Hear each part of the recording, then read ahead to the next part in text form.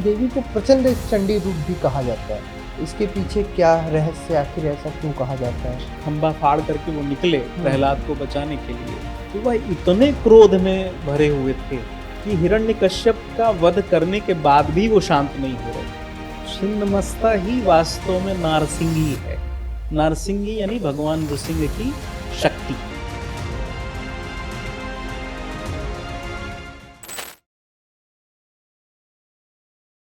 अभी बात करते करते आपने जिक्र में कहा चंडी रूप, लेकिन देवी को प्रचंड चंडी रूप भी कहा जाता है। इसके पीछे क्या रहस्य, आखिर ऐसा क्यों कहा जाता है? बहुत सुंदर। देवी का एक नाम प्रचंड चंडिका भी है, सर्वविदित है। चंडिका सामान्य स्वरूप और प्रचंड चंडिका यह छिन्नमस्ता स्वरूप। क्यों कहा जाता है, इसको ठीक ठीक जानने के लिए मैं आपको पुराणों की कहानियों में लेकर के चलूंगा। ठीक है।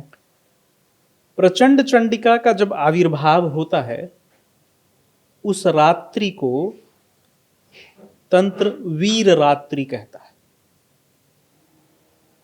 इसको थोड़ा समझाइए।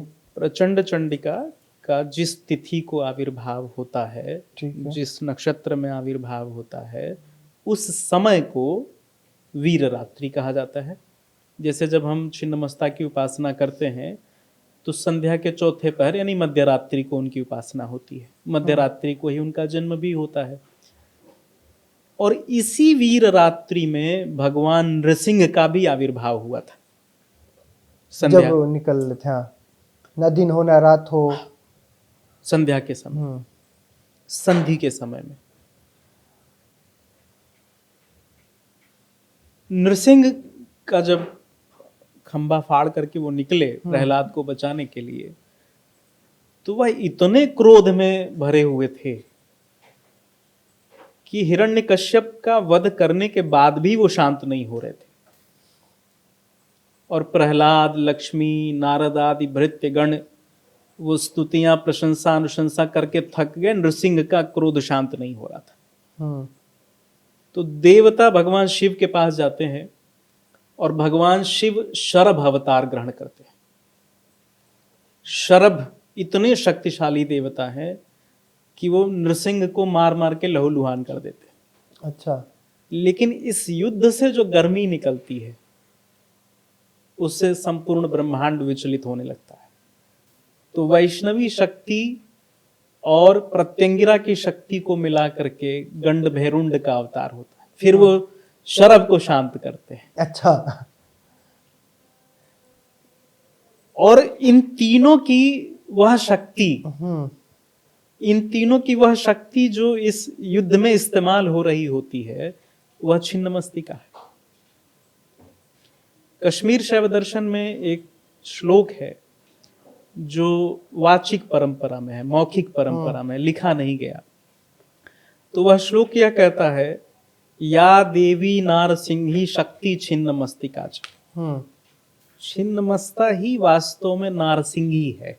नारसिंगी यानी भगवान नृसिंह की शक्ति। अच्छा, ये मतलब नरसिंह के ही अवतार से इन माँ के अवतार का संबंध है। जैसे हमने तारा का राम जी से देखा, नृसिंह से इनका संबंध बनता है। और नृसिंह क्या करते हैं, जैसे नृसिंह के लिए स्तुति में कहा जाता है, मृत्योर मृत्युर नमाम्य हम। मृत्यु की भी जो मृत्यु है, उन नृसिंह को मैं नमस्कार करता हूं। नृसिंह के लिए और एक चीज कही जाती है, सर्वज्ञ सर्वसाधनम। और सर्वज्ञ है, सर्व अंतर्यामी च, अंतर्यामी है। तो छिन्नमस्ता उसी तत्व का ही एक प्रकटीकरण है। अब जैसे देखा आपने कि छिन्नमस्ता ने क्या किया, अपना सर काट दिया। यह सर काटना त्याग का भी एक रूपक है।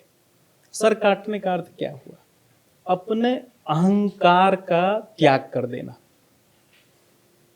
मी, माइन, माई सेल्फ, ईगो, इन सब को समाप्त कर देना। तो देवी क्या कह रही है कि साधन परंपरा में अगर आगे बढ़ना है तो अहमन्यता का, अहंकार का सर्वथा त्याग करना पड़ेगा। या उस रूपक का दार्शनिक अर्थ हुआ। हम्म, जैसे कबीर के दो बड़े अनमोल सूत्र हैं। कबीर एक जगह कहते हैं, मैं मनता मन मारी रे, नान्हा करी करी पीस, हम्म, तब सुख पावे सुंदरी ब्रह्म झलक्यो शीस। अर्थ क्या हुआ इसका? मैं मनता यानी अहंकार, मैं, हम्म, मैं हूं, कुछ ईगो, कुछ है अपने पास। इसको जब खत्म करोगे, हम्म, मैं मनता मन मारी रे, नान्हा करी करी पीस। और ये अहंकार इतना मजबूत चट्टान है कि इसको छोटा छोटा करके फिर पीसना पड़ेगा, नहीं तो दोबारा से पनप जाएगा। पनप जाएगा। तब सुख पावे सुंदरी ब्रह्म झलक्यो शीस। सुंदरी वही कुंडलिनी की शक्ति को सुंदरी कहा गया। और तब कबीर कहते हैं कि जब तब साधना करोगे अहंकार को मार के, तब ब्रह्म तत्व तुम्हारे शीस में झलकेगा। हम्म, एक और बड़ा प्रसिद्ध दोहा है कबीरदास का, जहां पर लगभग इसी बात का जिक्र है। वो कहते हैं कि जब मैं था तब हरि नहीं, अब हरि है मैं नाही, नहीं सब अंधियारा मिट गया, जब दीपक देखा देखिए माह। हमार। तो मैं जब खत्म करेंगे तभी ब्रह्म का, हरि का, साधन के उत्सव का जीवन में आविर्भाव होगा। छिन्न मस्तक का ये जो हेडलेस की कहानी है वो यही है।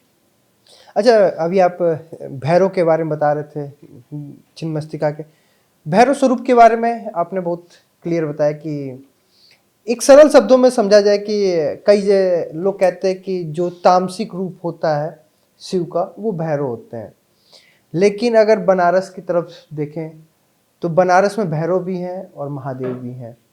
तो ये क्या मतलब, इसका क्या रूपक है, इसको ठीक से समझ नहीं पाते हैं, इसीलिए मैंने कहा कि आपसे क्लियर किया जाए। जैसे ना, मैंने एक शब्द इस्तेमाल किया था, वो कश्मीर शैव दर्शन का शब्द है परम शिव। परम परम शिव का अर्थ यह समझें कि वर्ल्ड की जो टोटल कॉन्सियसनेस है, यूनिवर्स की जो संपूर्ण चैतन्य स्वरूप है, वह परम शिव है। परम शिव विमर्श रूप में यानी स्थूल रूप में जब आचरण करते हैं तो वही शिव हो जाते हैं, महादेव, देवाधिदेव हो जाते हैं, कैलाशवासी। जब परम शिव में भेद और अभेद दोनों उपस्थित होते हैं, उसी को रुद्र कहते हैं, जो एकादश रुद्रों की संकल्पना है, जो वेदों का रुद्र है। वह परम शिव का वह स्वरूप जहां भेद भी है और अभेद भी है। और जहां परम शिव, परम नटराज की वह जो सत्ता है उससे बिल्कुल अभेद हो, कोई अंतर न हो।